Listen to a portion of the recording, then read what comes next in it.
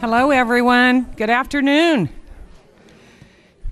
You know that every week you all are more and more difficult to settle down. And I love that, because what that means is you are more and more excited about seeing the person sitting next to you and more excited about being here at the Philanthropy series. This has been great. And for those of you who don't know, I'm Jana Overstreet. I'm the Executive Director of the Lifelong Learning Academy. We're housed here at the University of South Florida, Sarasota, Manatee.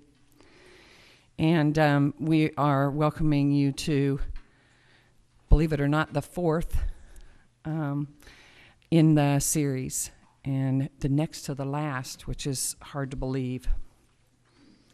I want to point out a few things to you this evening. You have been putting a name tag around your neck so that you can meet people. And there's a question on that name tag, and it says, what is your philanthropic passion?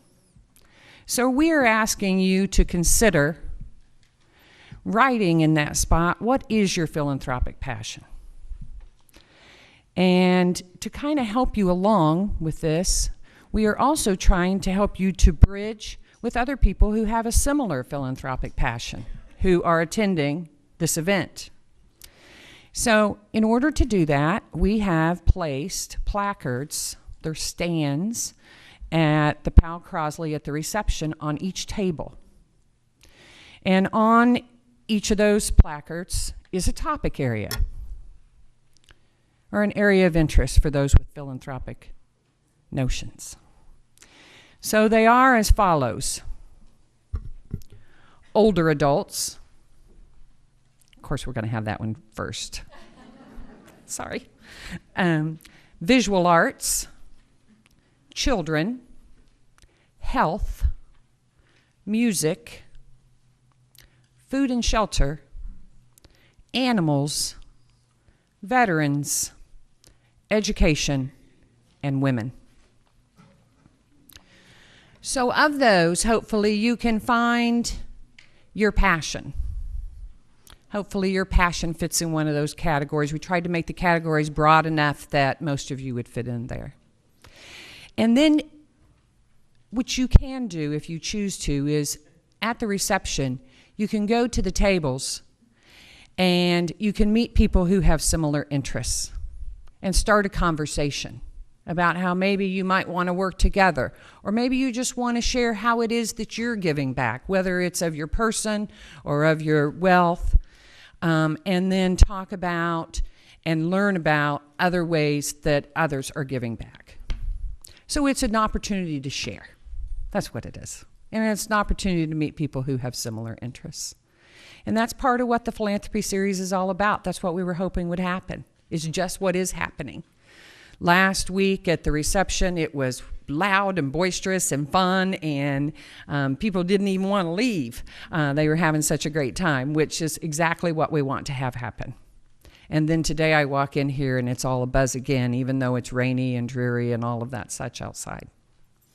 So we just wanted to let you know about this opportunity, and I hope that you will enjoy yourself today. You are in for a treat, and I'm going to pass it on now to Kelly Lavin, who has been our fantastic moderator. Please, let's give Kelly a hand. And she will get us rolling for the day. Thank you. First, I'd like to thank the sponsor of today's session and reception, Brad Swinesberg. And Brad, hold your hand up. Brad is with Hurdle, Callaghan and Company. And Brad is not going to be able to join us at the reception because he actually thinks he's going to get a plane out today. So good luck with that, Brad. We'll probably be seeing you at the reception. Yeah, seriously. Martin Luther King Jr. once said that not everybody can be famous, but everybody can be great because greatness is determined by service. And what a path of service our speaker, Ambassador James A. Joseph, has had and continues to have. a recent transplant along with his wonderfully delightful wife, Mary, to Sarasota. The ambassador is the professor of the practice of public policy studies at Duke University and founder of the United States Southern Africa Center for Leadership and Public Values at Duke and the University of Cape Town. He has served 4 U.S. presidents. In 1995, he was nominated by President Bill Clinton and was confirmed by the U.S. Senate as the United States Ambassador to South Africa. He was the only U.S. ambassador to present his credentials to President Nelson Mandela. He was, in 1999, he was awarded the Order of Good Hope, the highest honor the Republic of South Africa bestows on a citizen of another country. As a legacy and contribution to South Africa and the U.S., Ambassador Joseph has helped found the Emerging Leaders Program, a pioneering effort in partnership with both the University of Cape Town and Duke University, aimed at identifying and mentoring the next generation of significant leaders working to make an impact on the world. From 1977 to 1981, Ambassador Joseph served as Undersecretary of the Department of Interior under President Jimmy Carter. President Reagan appointed him a member of the Advisory Committee to the Agency of International Development, and the first President Bush appointed him an incorporating director of the Points of Life Foundation and a member of the Board of Advisors on Historically Black Colleges. President Clinton appointed him the first chairman of the board of directors for the Corporation of National Service. The ambassador is the chairman of the board of the directors for Louisiana Disaster Recovery Foundation and was recently honored by his home state as a Louisiana legend. He also has had a distinguished career in business, education, and philanthropy. From 1982 to 1995, he was the president and chief executive officer of the Council on Foundations, an international organization of more than 2,000 foundations and corporate giving programs. He served as vice president of Cummins Engine Company and president of the Cummins Engine Foundation from 1971 to 76. An ordained minister, he has taught at Yale Divinity School and the Claremont Colleges, where he was also University of Chaplain.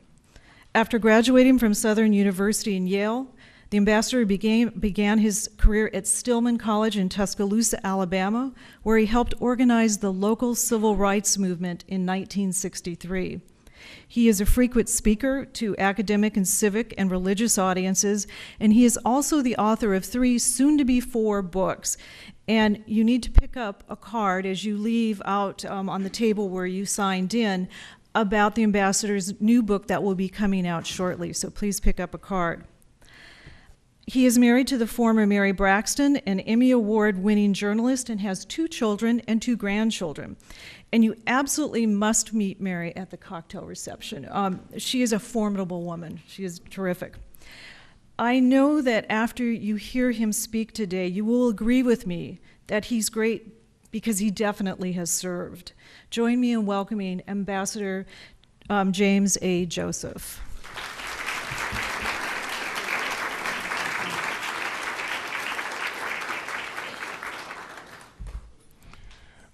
Thank you very much for that introduction. Listening to introductions is one of my favorite pastimes.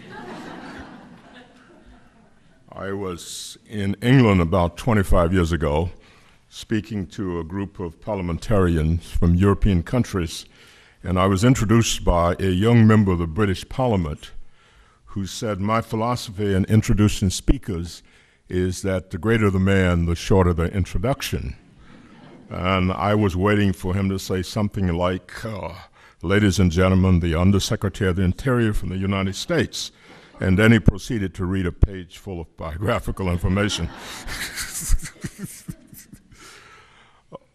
Let me also join in congratulating those who planned these sessions and those of you who've been participating in the conversation. I don't know who all of you are, but I do know the source of the idea, and so I'd like to congratulate Harry for having come up with this notion, and for the rest of you for having helped put it together.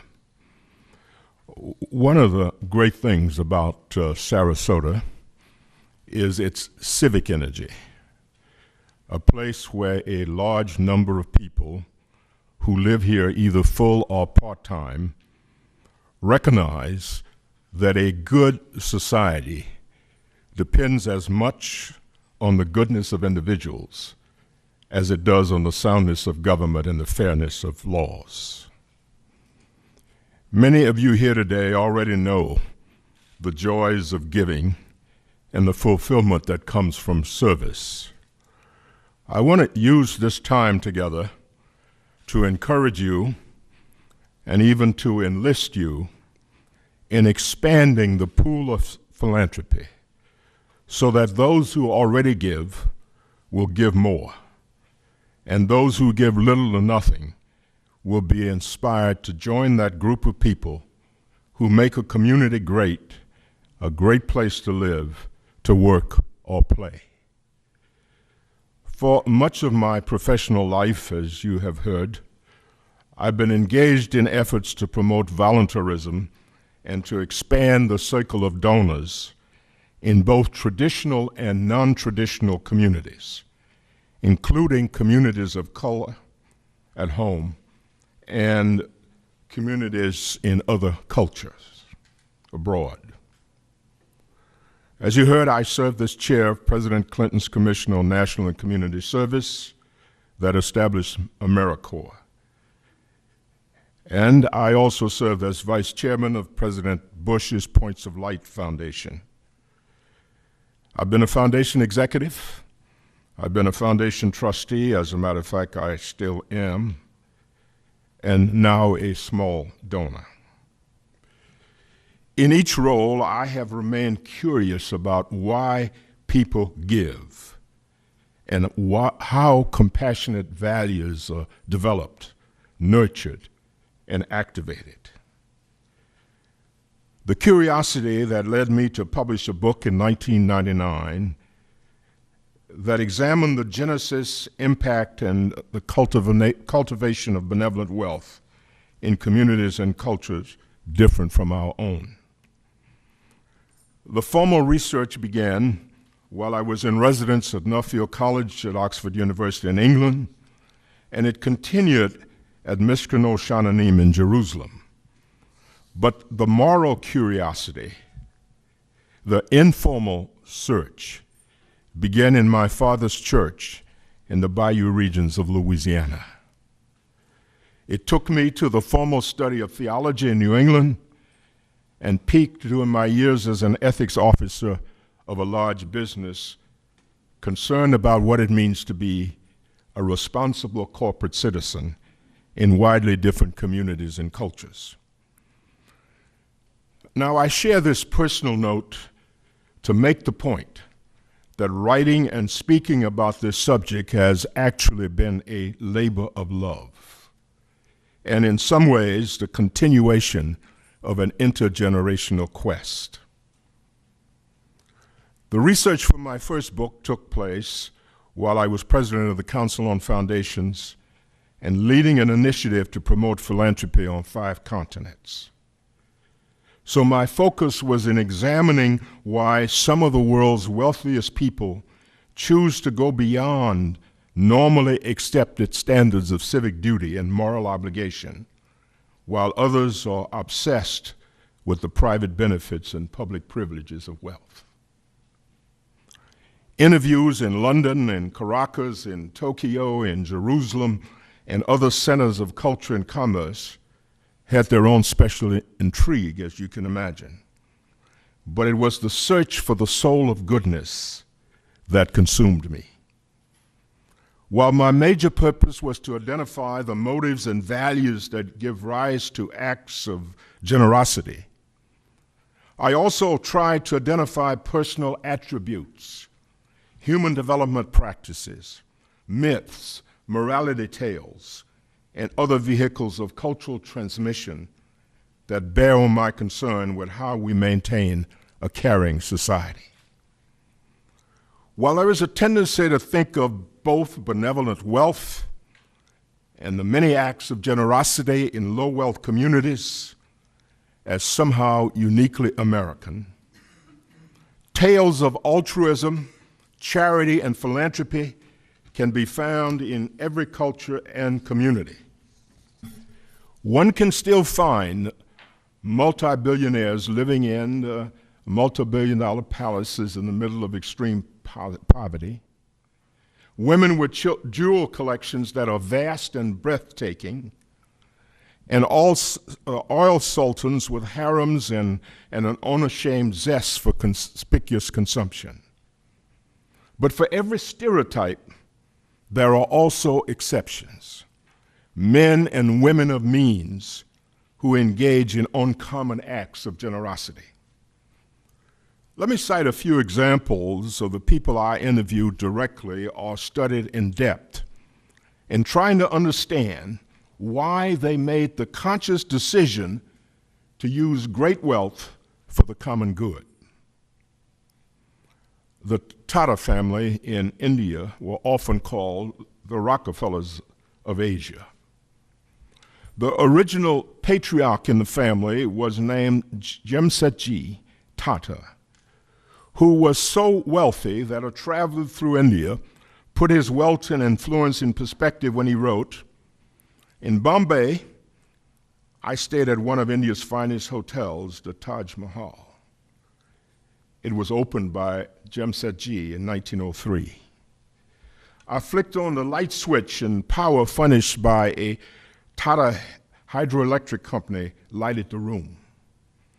The room was air-conditioned by a Tata company. I bathed with a fragrant green soap from Tata oil mills, donned a white bush shirt of cotton woven by a Tata textile mill." And then the traveler continued, "When I traveled on the Indian railways, my train was hauled by a 99-ton steam locomotive built by the Tata Locomotive Company.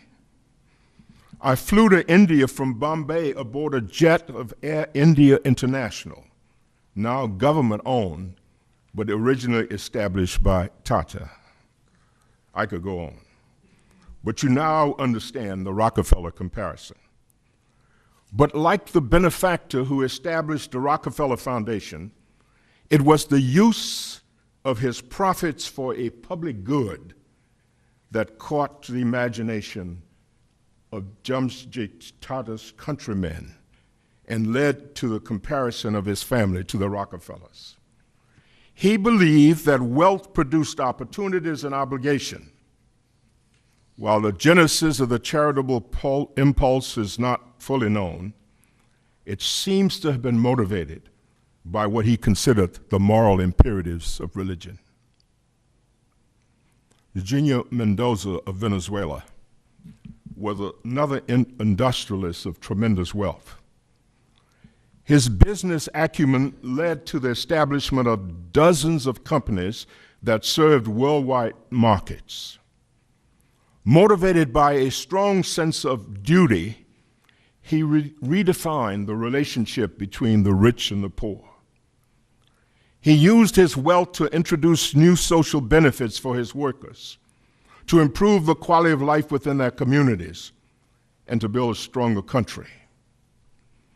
Now, Venezuela seemed like an improbable place for a philosophy of wealth that emphasized the social responsibilities of the wealthy. The belief that each of us has an obligation to help others as soon as we find the opportunity and the means to do so. Intrigued by what my research revealed, I decided to go to Venezuela to find out as much as I could about Mendoza, from his former workers, community leaders, his family, and colleagues in business. This tropical nation, graced with the inviting beaches of the Caribbean Sea and yearly temperatures in the 80s, would seem to be the perfect setting for the stereotype of the idle Latin American rich, blind to the poverty around them. But after several weeks of interviews, I found that it was here that Mendoza had introduced bonuses and profit sharing for his workers and plunged energetically into community development, building thousands of homes for the poor. Year 2, he established the first foundation in Venezuela and organized the first 5% giving club by a corporation, long before the idea caught on in the United States.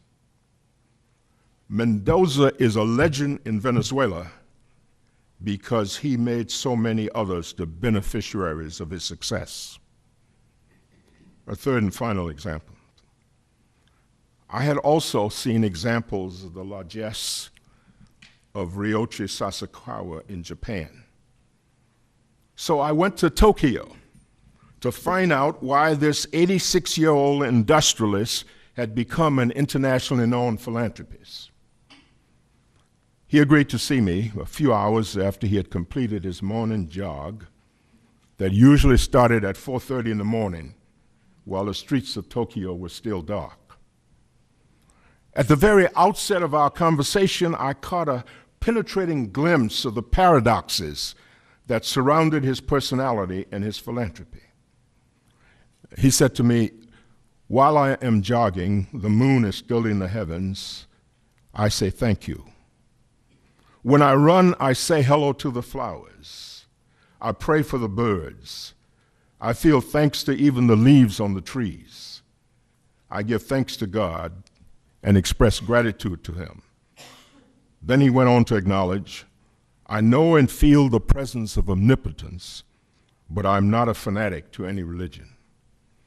The reverence for all forms of life and the willingness to borrow from all forms of religion are but two of the many qualities that Sasakawa was set apart from many other philanthropists whose benevolence is also legend.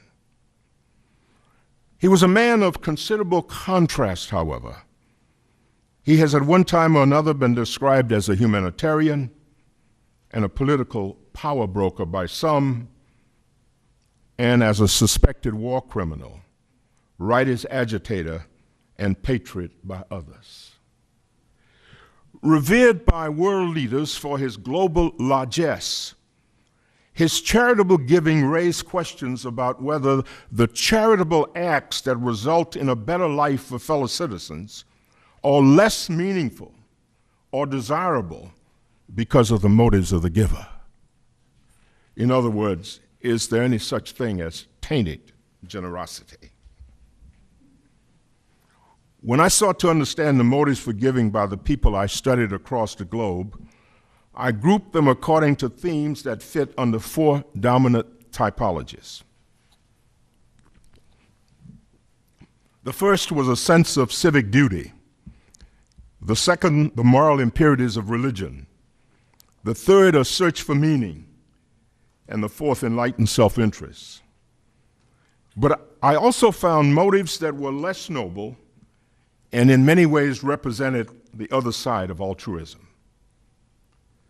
Some of the most obvious included advancing the social status of the donor, promoting ideas or advocating a particular point of view, paying conscience money, or restoring respect to a maligned family, especially in Germany, and to promote a market for businesses that brought family wealth.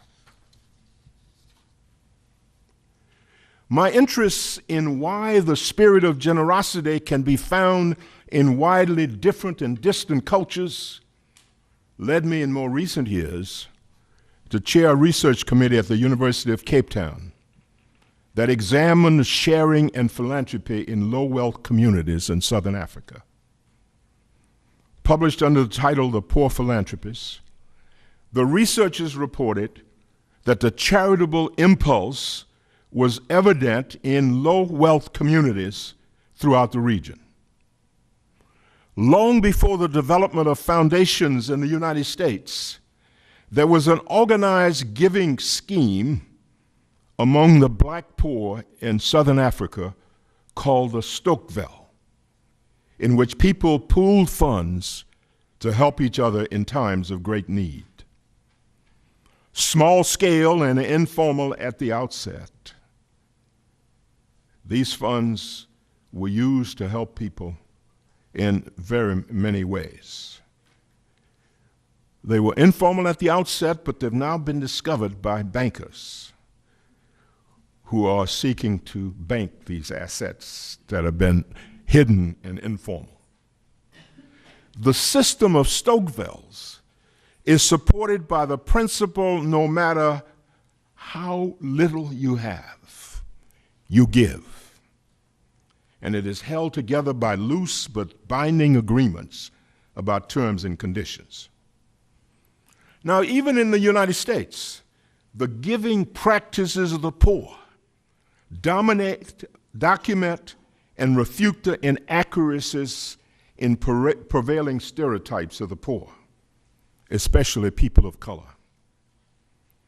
A week ago, the Herald Tribune here in Sarasota published an article on cultivating empathy.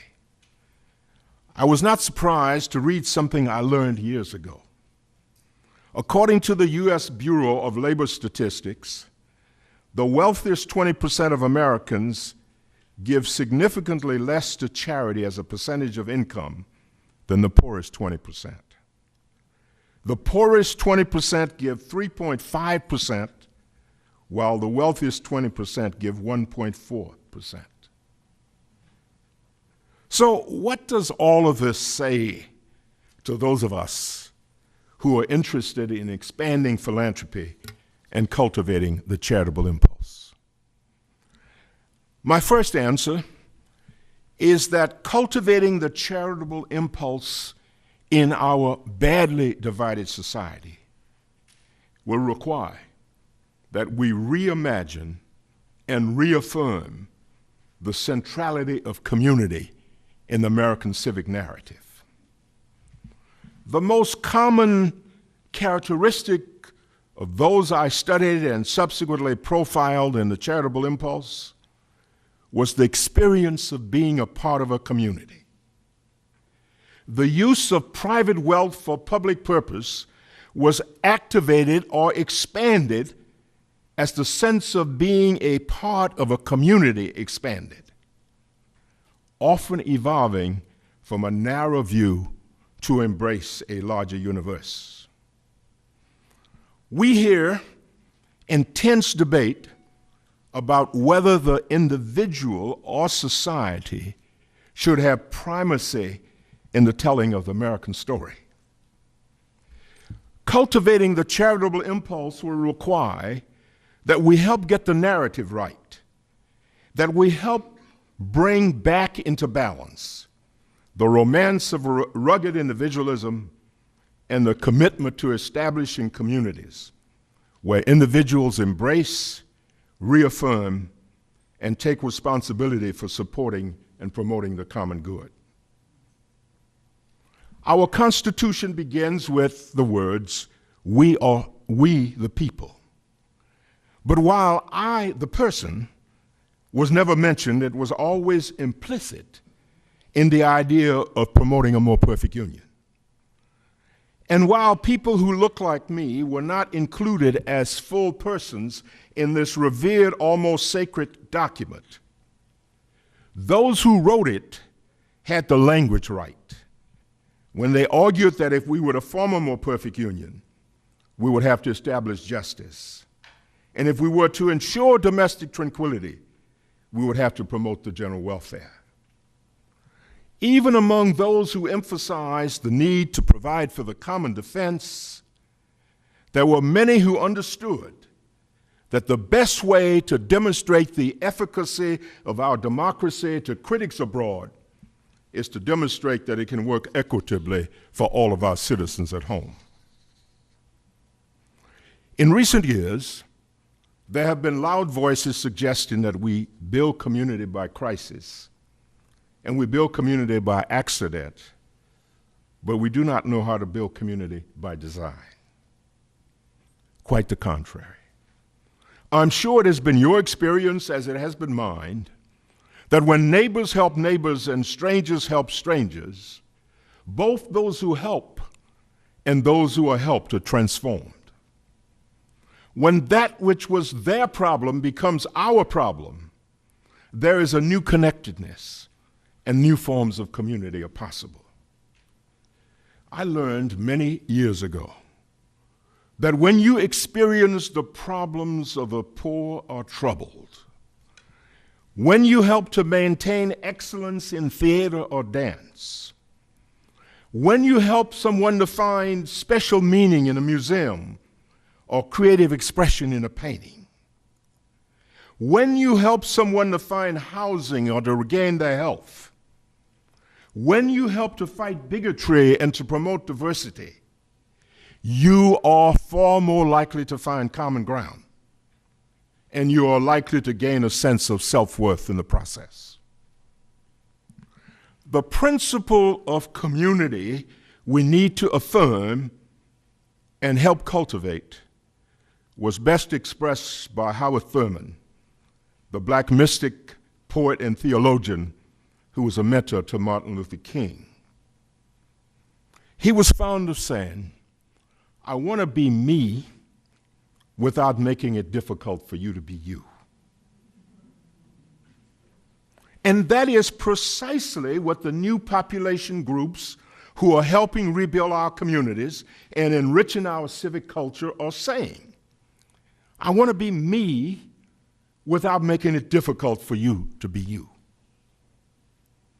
Can you imagine how different our world would be if more Americans were able to say, I want to be an American without making it difficult for an African to be an African, an Asian to be an Asian, or a Latin American to be a Latin American? Can you imagine how different our communities would be if more Christians were able to say, I want to be a Christian without making it difficult for a Jew to be a Jew, a Muslim to be a Muslim, or a Buddhist to be a Buddhist?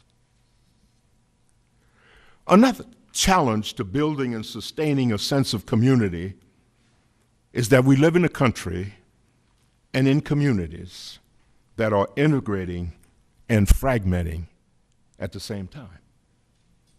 The more interdependent we become, the more people are turning inward to smaller communities of meaning and memory. Some people see this as reason for despair, but it may be that the search for beginning is the first stage of the search for common ground.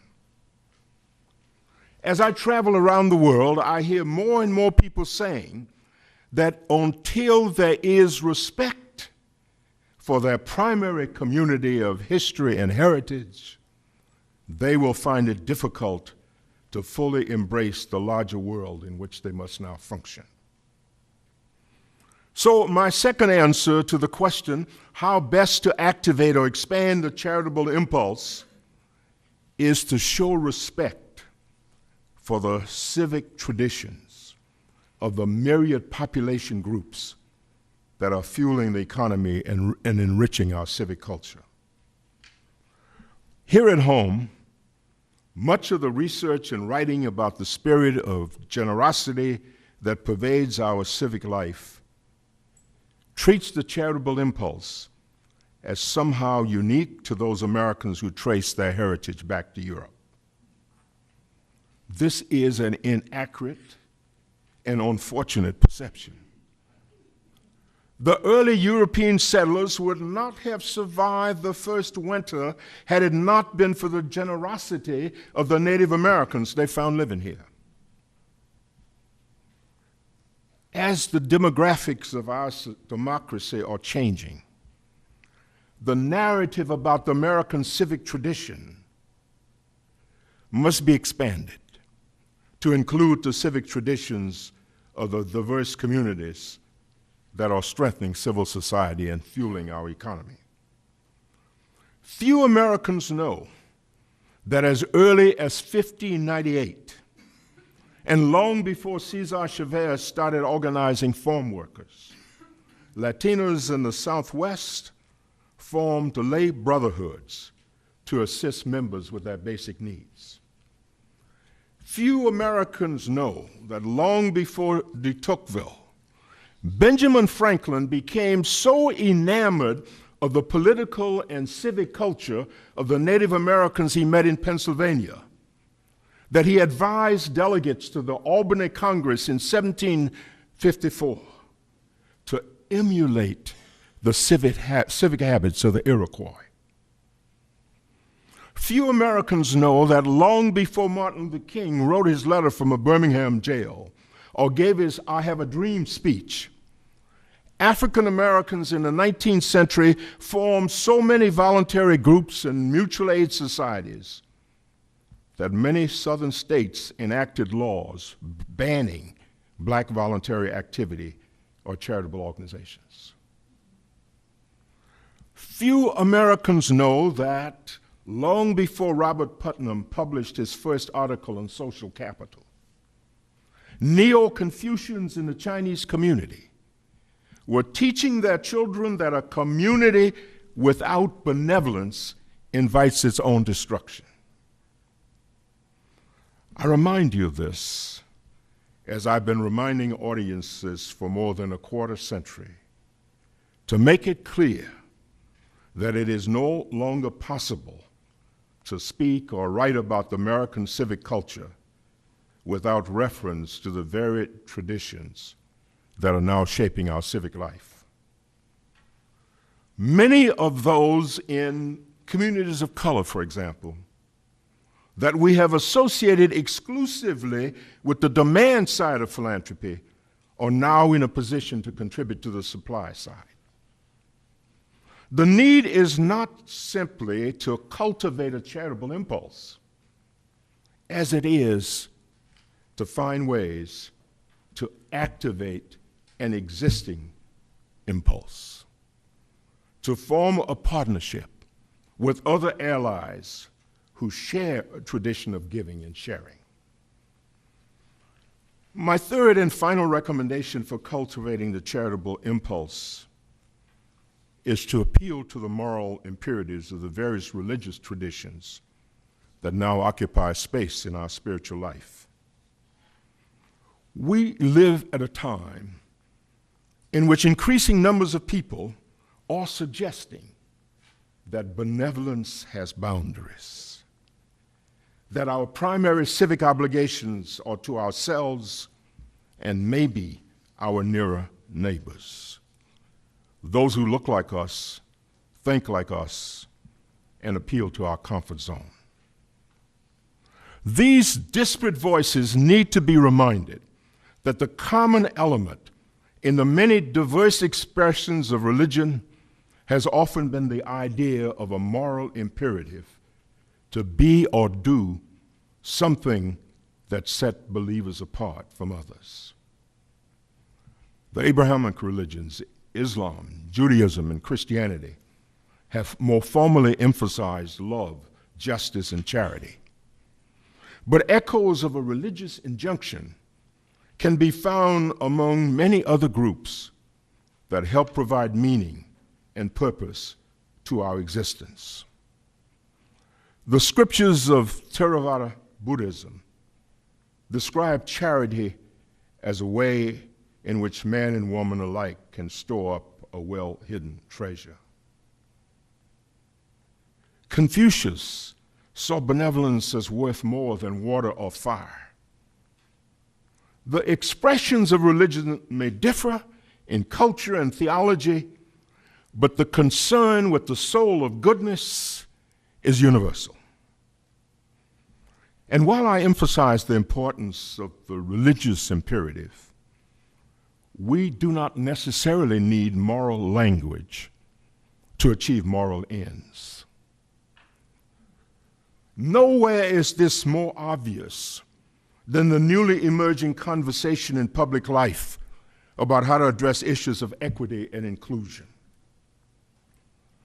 Long before the authors of the book, The Spirit Level, documented how more equal societies almost always do better than less equal societies, there were foundation leaders and private philanthropists arguing that inequality lowers the quality of life for all of us, not just the poor. Many years later, the picture that emerges from comparative national research is that inequality is socially corrosive. In other words, there is now empirical evidence that inequality damages social relationships and that measures of trust and social cohesion are higher and violence is lower in more equal societies. That is the message we must convey as we remind our fellow citizens of our obligations to each other. We have an opportunity to change the narrative from simply a moral imperative to enlightened self-interest. I learned a long time ago when I was in ethics office in a large corporation that the language of morality can sometimes be a deterrent to achieving moral ends. Enlightened self-interest sells in many instances where public interest does not. Let me conclude then with a summary of what I have learned over the years in my travel, research, and work about cultivating the compassionate values that often lead to charity and philanthropy. The first is the development of an altruistic personality. In the investigation that led to the publication of the Charitable Impulse, I was struck by the degree to which private benevolence was part of a family culture. Compassionate values were taught by the family in early childhood. As children, some of the donors were admonished by an elder to treat others well, to care about those in need, and to give as much as they got from society. The compassionate values taught by the family were more likely to result in acts of caring and generosity if they were reinforced by intermediary institutions, religion, and what we tend to call morality tales and cultural parables. These tales and parables, which can be found in every culture, constitute a set of moral assumptions and moral authority that transcend the limits of time and culture. A third element of cultivating the charitable impulse that I've found to be critical is the recognition of something I said at the beginning, that a good society depends as much on the goodness of individuals as it does on the soundness of government and the fairness of laws. In South Africa, where I have lived and worked full or part-time for almost 20 years, there is a concept of our interdependence which is best expressed by the Xhosa proverb, people are people through other people. Thus, to deny the dignity of another person is to deny one's own. To diminish the humanity of another person is to diminish one's own.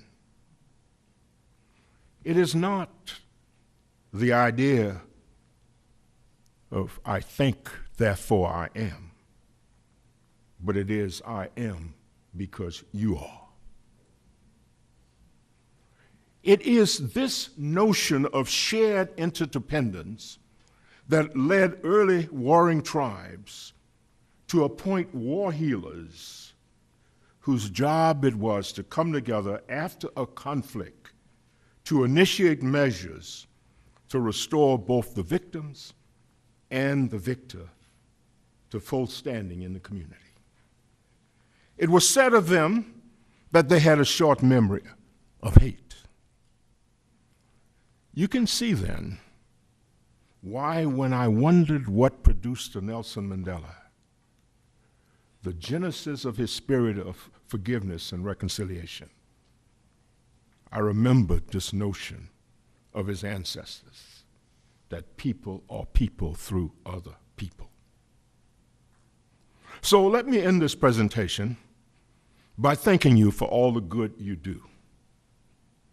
and in reminding you that in providing help, you are also providing hope. And there is no better way to cultivate the charitable impulse than to reflect on what Václav Havel said about hope.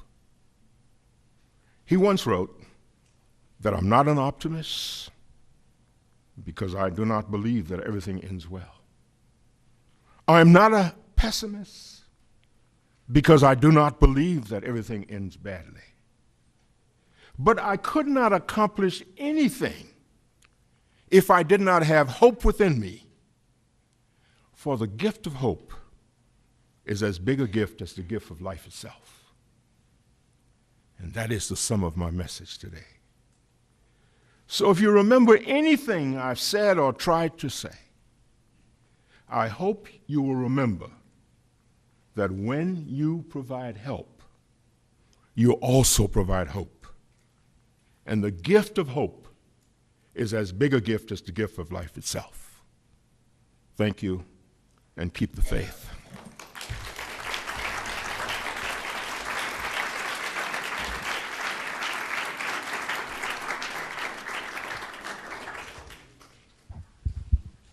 Pastor, will you stay and answer a couple questions for us?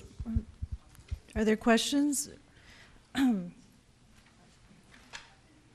I'd like you to, last night I think you inherited a green pen because you're in the home of green, the hospitables. Could you repeat the quote that you spoke about patriotism last night, patriotism and philanthropy? Because you were there and a few other people were there, I took it out of my speech that I planned to say. The ancient historian Tacitus once described patriotism as praiseworthy competition with one's ancestors. And I always like to recall that definition of civic virtue because it reminds us that each generation has an opportunity, indeed an obligation, to contribute something as significant, as meaningful, and even as extraordinary as those who preceded them. So I talk to a lot of philanthropists, and I like to remind them that they are the true patriots. And the other part of that I said is that I've been a diplomat, I've been an officer in the United States Army, but I felt just as much a patriot when I was organizing the civil rights movement in Tuscaloosa, Alabama, and helping President Clinton to launch AmeriCorps. You are the patriots. That's what I said.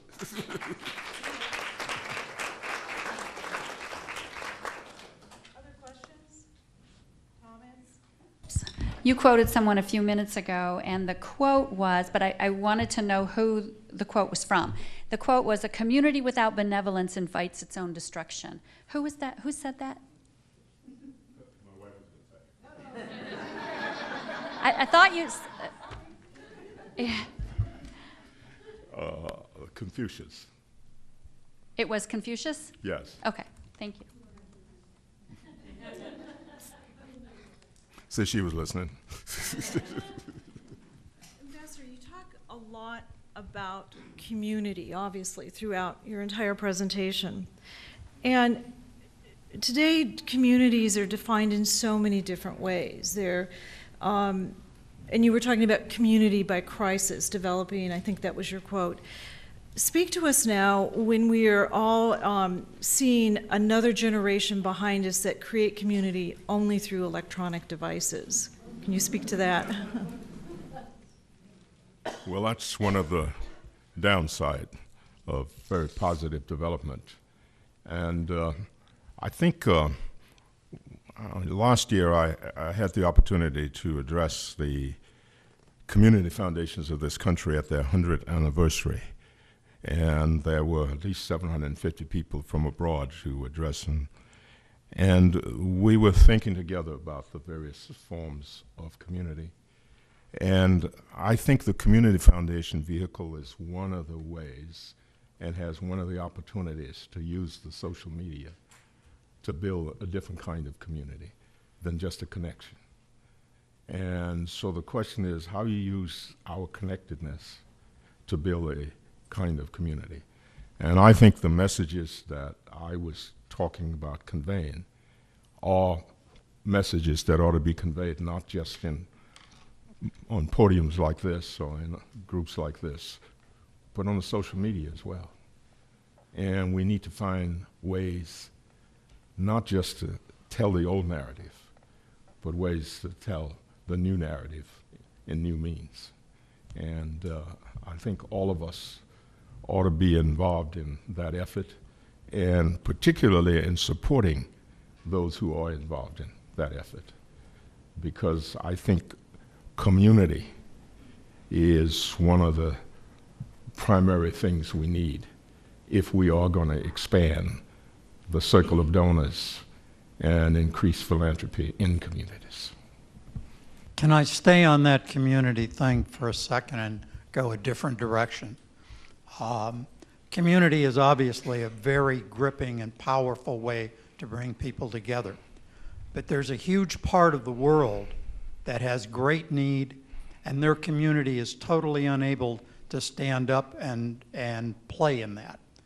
How do we motivate people from other areas to expand a sense of community and look at the whole world as part of their community to help that portion of society with their issues? Well, we have to recognize why communities are disintegrating at the very time we're becoming more interdependent. And one of the things we don't recognize when we try to find the cause of that is that we live in a time that psychologists call free-floating anxiety, in which we become so anxious about so many things that we are anxious about the fact we are anxious. And it is a time in which we live between two worlds, an old order that is dying but not yet dead, and a new order that is conceived but not yet born. And so we are experiencing the trauma of transition. And so I think we've got to look at the cause of what divides before we can help to build a new kind of union in community, a new kind of connectedness. Sometimes we need a man like a Nelson Mandela. I mean, South Africa was badly divided not just by race and religion, but by all sorts of forms that tore people apart. But along came a leader who was both an agent of reconciliation and a purveyor of hope. And so sometime we need to help build leaders who can lead communities to become more of a community. And that's what we really need. Now, you mentioned the communities abroad, and I look at the communities at home, where we think we are communities, but we are held together by artificial things. The poor are invisible, intentionally sometime, and accidentally by history by other times. But we need to find ways to identify the cause of the lack of unity, the division and disintegration, in order to deal with each of them individually. And I think, again, the Community Foundation vehicle, and I don't want to talk about the Community Foundation too much because I had a small private family foundation before I had a funding a community foundation. So all of us in philanthropy ought to be supporting ways to determine how do we build community. It was Scott Peck, the psychiatrist and author, who wrote that we build community by accident. We build community by crisis, but we don't know how to build them by design. And what we ought to be thinking about is how do we build community by design? If we can come up with a model in the United States, then we might be able to help to transfer that model into other places. But it's difficult to get people to take us seriously when we are advocates for something we don't practice or we don't have. And I have seen so many people when I've been abroad who come over from the United States telling the people where I was how to do this when they come from very fragmented communities themselves. And so if we can find the ways to build communities at home, then we may be able to help build communities abroad. Now, when the founders thought about that, and that's why I like to quote from the preamble to the Constitution, they said we would have to establish justice. We would have to promote the general welfare if we are to form a more perfect union. I think that's as good a blueprint of any I can think of. If we can help to establish justice in these places, if we can help to promote the general welfare in those places, and I happen to believe that whereas we have done many of the right things in the development of hard power, we have not fully understood the potential of soft power, including generosity and that sort of thing. And not only increasing our influence, but helping people to help themselves. And so I hope that we will give more attention to how do you develop and how do you use soft power to build communities. Yes, that's a long answer to your question, I realize. You mentioned that we're in a period of transition, leaving an old order and moving on to a new. I'd love to hear what your thoughts are of what you think the new order is or will be. Well, I wish I could tell you. You might have a few words of wisdom of it. Well, I'd like to think the new order will be moving closer to the more perfect union. We will never have a perfect union. And I think those who wrote the Constitution understood that. And so they set out to lay out some principles around which we could form a more perfect union. And so when we talk about values in public life, we talk about the private virtues that build character, the microethics of our individual existence. But we're rarely talking about the preamble to the Constitution, which are the public values inscribed in our revered document. And so I would look at those principles and ask myself, what does it mean to establish justice? What does it mean to ensure domestic tranquility? What does it mean to promote the general welfare? As well as what does it mean to promote the common defense? And I think that's the formula. Those are the public values. And so if we could get away from being obsessed and focusing completely on private virtues and attend as in our aggregate existence to the public values enunciated in our Constitution, then I think we'll be on the road to something important. Along those lines, Ambassador, as you did your research, what correlations did you find between the age, the wealth, and the diversity of a culture and the targets of its philanthropy? There is a natural tendency for people to give to the nearer neighbor rather than the distant neighbor. And one of the things I found when I was president of the council and I began advocacy for international philanthropy, people were saying, we need this limited resource at home. And so we've got this thing about somehow we need to keep our benevolence within boundaries, as I said. And if we can find ways to begin to take it beyond that, then I think we may begin to find solution to some of the issues that are being raised. What was the other part of your question that I didn't get? Yeah. No, you pretty much answered it. When you look at a culture such as a broad one like the United States, and we have targets and passions that were mentioned early on, and then maybe a culture that is either much older or much younger, are there differences in the targets for those for that benevolent charity? As I said, and I spent a lot of time trying to promote philanthropy in communities of color. And I mentioned that the first thing is to respect the fact that they have traditions, and you are not trying to establish a new culture of giving in that community. You're trying to connect with an existing culture. And so the question is, how do you activate that giving? How do you activate that tradition? Because it may not yet be giving. It may be a latent impulse that has not been activated. And how do you activate it? And you activate it through showing respect for their traditions.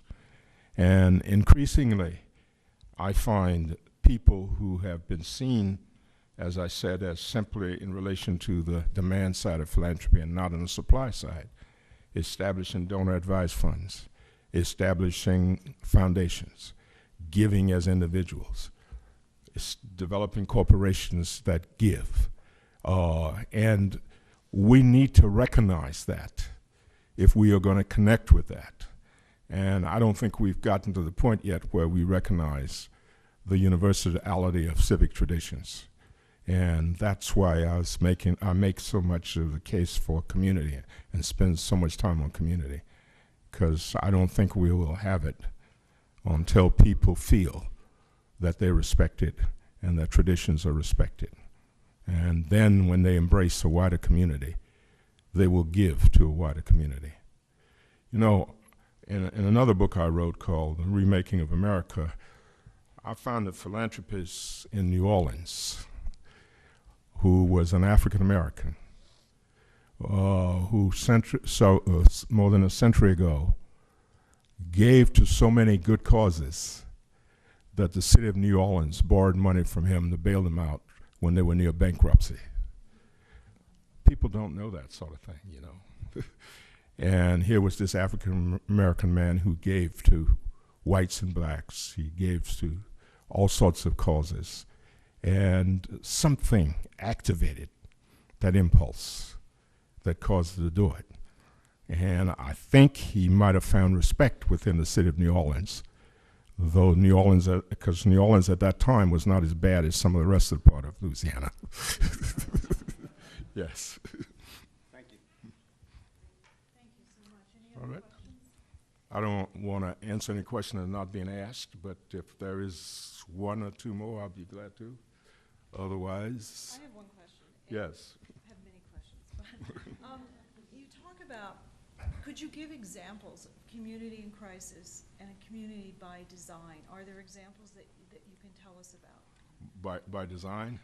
And in crisis? Well, Or a it's community going not crisis? it's not often by design. The connection occurs because some people will it, and they go out of their way to make the connection, and that connection leads to forms of community. But Scott Peck was right. I mean, of course, we've got cities we built by design. I mean, we have those, and then some years later they become as fragmented as the rest of the communities. And so that's not the kind of design that I'm talking about. And now there's sociologists who tell you that there is a formula, but it's very difficult to find. Oh, I said, I'm sorry.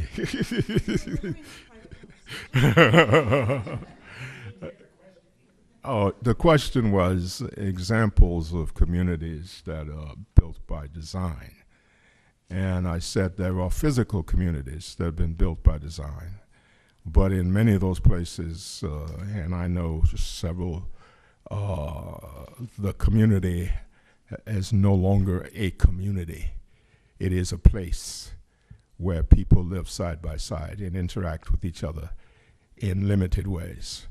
And so the question of how do you build community by design, that's why I focus so much on helping people to help themselves. And all of the things that philanthropists do in their giving to interact with people who may be different. Out of that comes the connection that can lead to be community. And that's the design I recommend and know most about now.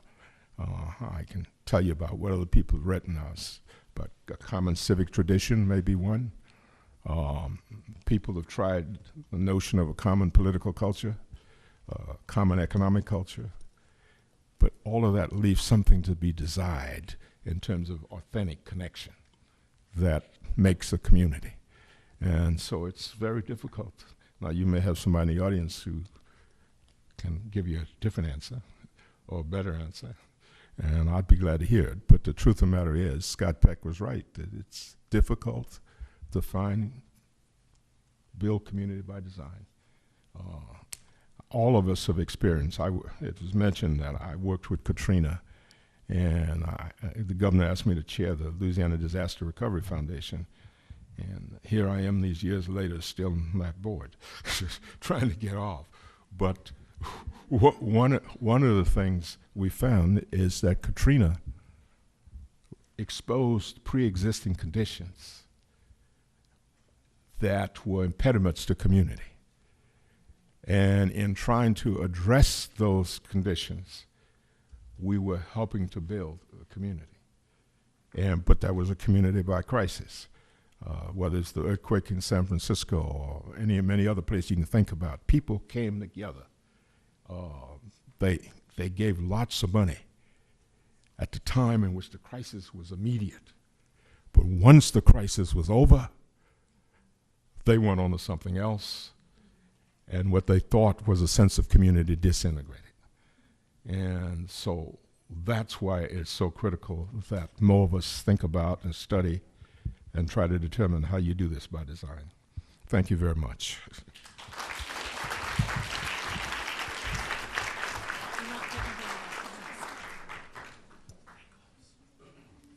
Okay.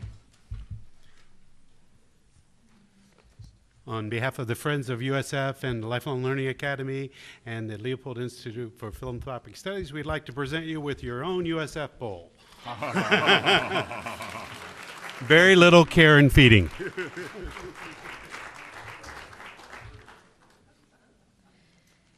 Well, you can see why Ambassador Joseph describes himself as an academic who is an activist or an activist who is an academic.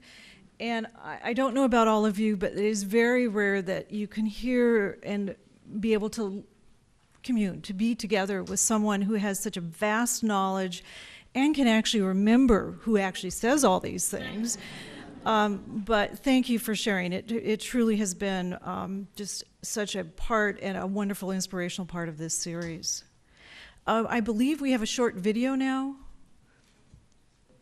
This video, the gentleman here is Bernie Marcus, and many of you know that Bernie Marcus, along with a partner, founded Home Depot. And Harry actually wrote us and sent us this video and wanted to share with all of you, and it really needs no introduction. So this is Bernie Marcus on the spirit of philanthropy. I'm 83 years old. I'm happy. I'm outgoing. I'm very passionate about everything I do. I think my brains are still here. I think that my philanthropy has kept me agitated.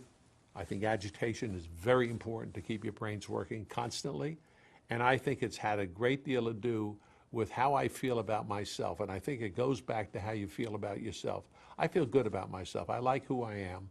I'm not an egotist by any means stretch of the imagination, but I like who I am. I like what I've accomplished in my life. I feel good about myself. I feel good about myself to my kids and to my family and to my friends. I feel as though I've made an impact, and I know that in a speck of time, it's that much, but in our life, it's that much.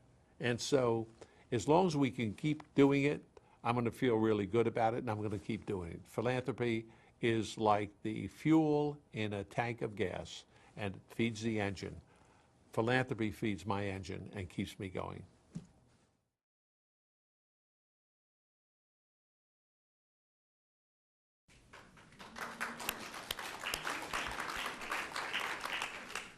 Last week at the reception, a class member, Julie McMullen, approached Harry, Jana, and me about an extraordinary giving circle that she is a member of in Cincinnati. And all of us were so taken by what this giving circle has accomplished that we asked her to talk a little bit about it today. So, Julie, please do it. And this is a member of signed up, just like all of you. And when you hear this story, you will be glad that she also moved to this community.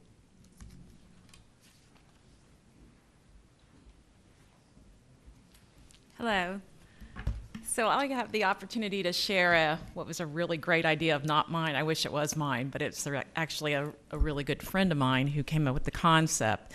And it's 14 years old now. It's called Impact 100. And a friend of mine who worked for Fifth Third Bank as a private banker decided that she would invite 100 of her friends to give $1,000. And through that $1,000, they created $100,000 to give to some nonprofit organization. So result of that is today, 14 years later, Cincinnati has 293 members. They've given away over $2,300,000. And it's now in 17 cities and also in 3 cities in Australia. So one girl's idea allowed a lot of opportunity to give away a lot of money. So a couple of things I'll share with you about the organization is it is open to women. The tagline is Women Together Changing Lives. The mission statement is Impact 100 empowers women to dramatically improve lives by collectively funding significant grants that make a lasting impact in our community. The areas of focus for the grants are culture, environment preservation, family, and health and wellness. Now, when the idea was first created, of course, it wasn't nearly as sophisticated as today, 14 years later. But the process is a nonprofit submits the letter of intent to fill out an application for the grant. There are committees in each of the 5 areas I just shared with you. Committee members, 100% volunteers, review the intents applications. They do presentations for their committees, and then there are site visits, and then the finalists are announced. Once the finalists are announced, then the whole collective group of Impact 100 vote on who they believe the final winners are. Now today, since they have so much more money, $293,000, they'll give away $100,000 to $112,000 per nonprofit. So there's actually more than one benefiting. The most successful chapter, interesting enough, is not Cincinnati. It's Pensacola, Florida. So they have done the most growth and most consistent giving. So it's just a very simple idea. It's not complex. What little bit of overhead costs there is for the awards banquets, the finalist presentations, and so forth is totally done by sponsorship. So that way, 100% of the money gathered is given to the nonprofits. So that's it. It's very simple.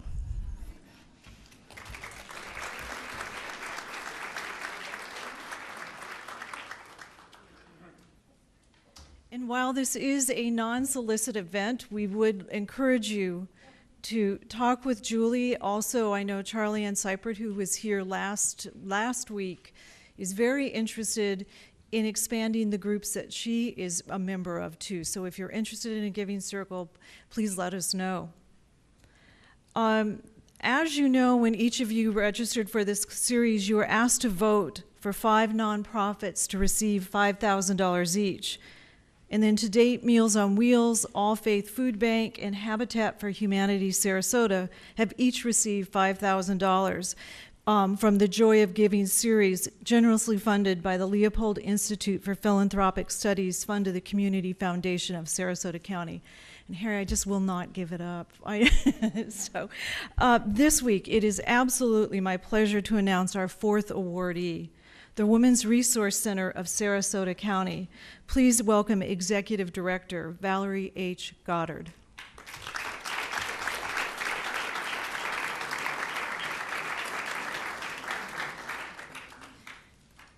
And last time, they're telling me I always forget this, so I'm showing you the money first. I'm throwing you the money first, so congratulations. Thank you so and much. We'll take some pictures later. Thank you so much. Thank you so much for this generous donation to the Women's Resource Center. Harry, thank you so much for your generosity, and certainly to each and every one of you for being a part and for selecting the Women's Resource Center to be the beneficiary of this donation. We're so grateful, and so on behalf of our board, all the women and our donors, and I'm going to ask Renee Hammett to join me at the podium at this time. And Renee is our immediate past president, a generous donor to the Women's Resource Center, and one of our greatest champions. And I also wanted to give her an opportunity to extend her thanks to you all as well. Harry, thank you very much. On behalf of all the women we help, thank you. And all of you, I hope we can create a society of 100 donors. You gave us a great idea, and we're going to copy you. I hope it's not earmarked. Well, thank you again so much for such a generous donation. And we're just delighted to be here and to share just briefly with you about the Women's Resource Center of Sarasota County. I tell you, Ambassador James, thank you so much for your comments and for inspiring us, all of us, to consider our community and to consider even the more how we invest in the great work that we do. He is such a prolific speaker, I tell you, even the more reason for me to keep my remarks short. But I want to tell you that the power of partnership is integral to the success of the Women's Resource Center.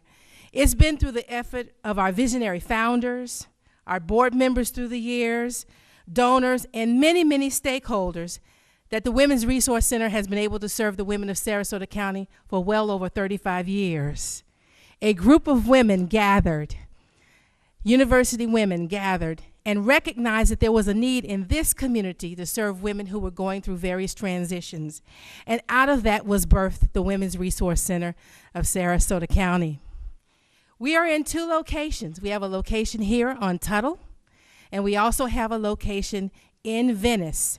So we're serving the entire Sarasota County area. The women that we serve are women just like all of us. They serve a diverse background, diverse socioeconomic offerings.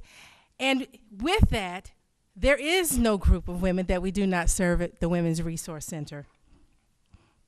We're making a significant impact. And as you can see, educate, enrich, and empower is what we do each and every day at the Women's Resource Center. Some of the key programs that have been instrumental in changing women's lives is the Challenge Program, as you see indicated. And the Challenge Program was one of the very first programs that was established. And women come, they participate in it, and it's called the Challenge Program because it's designed to help women overcome their challenges, life's challenges, the obstacles. Because as we like to say, life happens to everybody. And when life happens, we need tools and the skills to learn how to maneuver through those challenges. And the Challenge Program helps do that. Additionally, we find that there are many women who are in transition, whether they're re-engineering their life, they have an opportunity to reconfigure their future, and the employability program at the Women's Resource Center does that as well. It's an opportunity for women to come in and obtain career coaching, resume development, and also through our store, Encore and More, some women get an opportunity to obtain a voucher and to find the clothes that are necessary to gain the confidence to begin that employment journey. All of that is provided at the Women's Resource Center of Sarasota County. Additionally, we have specially trained volunteers because there's no way we could do the great work that we do without specially trained volunteers who work alongside our staff to provide the support that's needed as women come through our doors each and every day. We serve several thousand women each and every year because of the generosity of donors who give so that we can be there to meet their needs. Of the many programs that we offer, there are 2 that I want to highlight for you briefly today that have demonstrated the greatest impact in our community. The first one is our scholarship program, and I'm pleased to let you know that last year we awarded over 47 $1,000 scholarships to women right here in this community. Those funds came from individual donors who are committed to education, knowing that when we enable a woman to get the education that she needs, she's prepared and equipped for the journey ahead. She's empowered now to seize the opportunities that are before her. And when we change a woman's life, we don't only change her life, we change her children and an entire community. Why is this significant, Valerie? I'm glad you asked. Over 50% of those scholarships that were awarded in STEM fields. That's science, technology, engineering, and math. And that's significant because the research indicates that when women obtain certification and degrees in those fields, that they advance at a faster pace, and they also earn a living wage at a greater rate than other fields. So we have seen these women do this, excel academically, excel on their jobs, and as we continue to track them, over a year and a half later, they are still progressing in their academic fields. So we're excited about the impact that we're making in that area, and that's directly in response to donors giving of their resources to help impact the lives of these women. The other initiative that we have is that of our veterans. That's our newest initiative. Last year, we had, in a matter of weeks, several veterans walked through our door, female veterans. And in that process, we began to hear their stories and some similarities emerged. And what we recognized is that there was a need to provide services to female veterans in this community, services that were representative of the honor that they deserved, services that were responsive to their needs and that were compassionate. Over the last 5 months, we've served over 40 female veterans. And those female veterans have had 77 children. Why is that significant? Because in the state of Florida, there are over 166,000 female veterans. We're just beginning to hit the tip of the iceberg with regards to the kind of care that is needed for them. Many of the women's stories were that they had gone to the VA and they had not received the assistance that they needed. They had gone and they had not felt safe. They had gone and the system wasn't responsive to the needs that they had. Many of these women find themselves without a place to sleep, without a job, and on the verge of homelessness. We've been able to step in, provide the support necessary, assist with obtaining housing, and that's through partnership with other agencies. As a result, of those 40 women that we have served, 90% of them right now are employed and are progressing and are doing very, very well.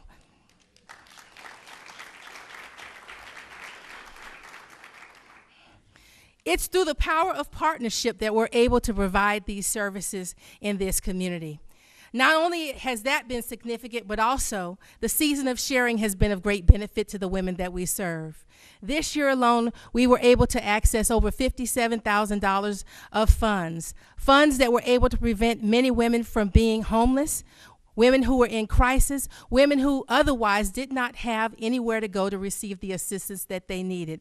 But it's through partnerships like that that we're able to touch women's lives each and every day.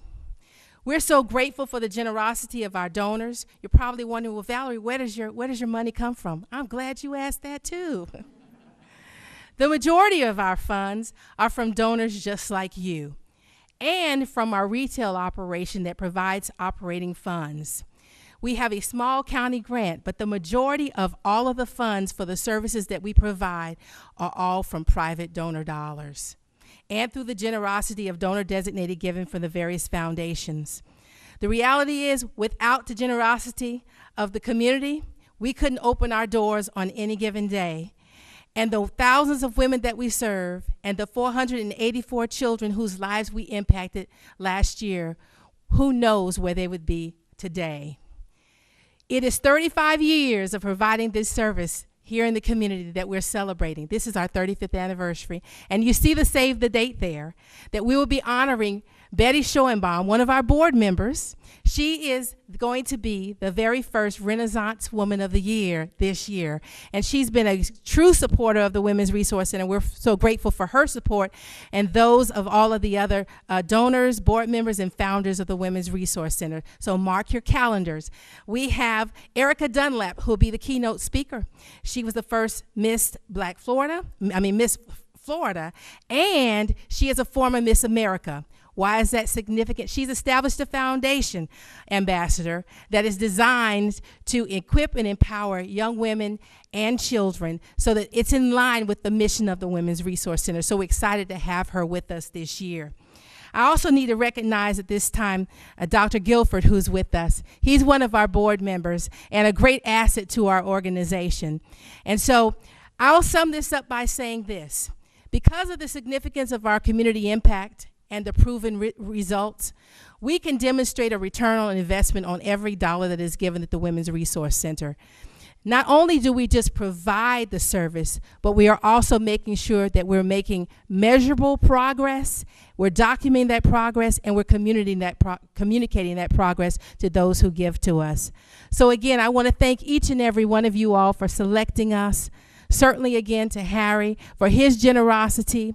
We're so grateful, and it's because of you and the generosity that we can continue to provide the service to the women of Sarasota County. Thank you so much.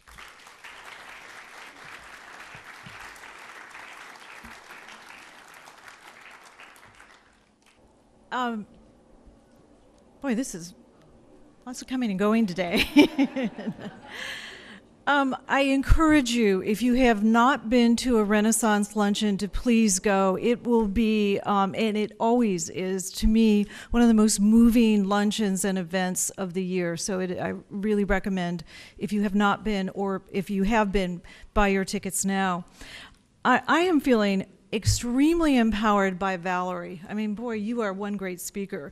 Inspired by Ambassador Joseph, and ready to write a check to Julie, and to get on the board with you. All of you, thank you so much. This concludes our 4th session of the Joy of Giving. Next week's session, again next Monday, is one, again, you won't want to miss, and it is with Allison Powell of the Bridgestone Group. The Bridgestone Group is a nonprofit advisor and resource for mission-driven organizations and philanthropists. And they collaborate with social sector leaders to help build impact, leadership, advance philanthropic effectiveness. Does it sound like a lot of MBA talk, a lot of kind of esoteric? Well, it isn't. It absolutely isn't. Their research, their data analysis, and their insights have helped countless nonprofits and donors become more effective. So I can't honestly think of a more fitting way to end this series than with the Bridgespan Group. So please, please attend. And Dennis will do something about the rain, I'm sure. So please join us now at the Powell Crosley Mansion for cocktails and food. Thank you again.